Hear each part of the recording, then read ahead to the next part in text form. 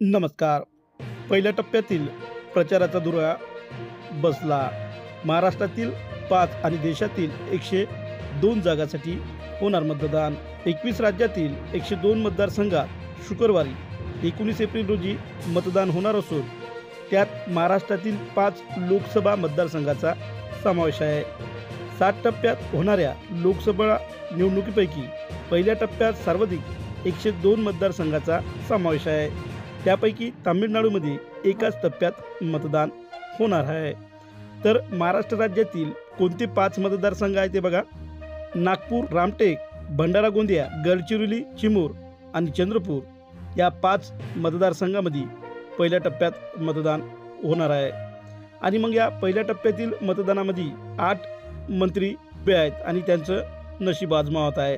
तर ते कोणते आहे ते बघा. नितीन गडकरी, किरण रिजिजू, सर्वानंद सोनोवाल, संजीव बलियान, जितेंद्र सिंह, भूपेंद्र यादव, अर्जुन राम मेघवाल, एल मुरुगन हे 8 मंत्री आहे.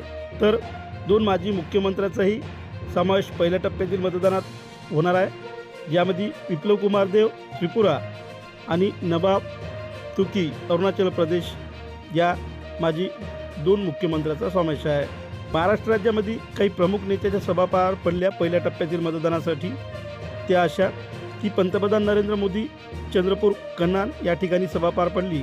तर गृहमंत्री अमित शहा साकोली भंडारा, राहुल गांधी साकोली भंडारा, मल्लिकार्जुन खरगे नागपूर, एकनाथ शिंदे काटोल सावनेर उमरेड, देवेंद्र फडणवीस 5ही मतदारसंघामध्ये त्यांनी सभा घेतल्या.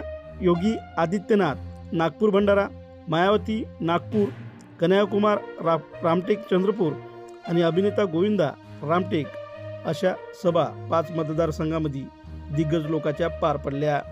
पहिल्या टप्प्यातील राज्यनिहाय मतदारसंघ बघा.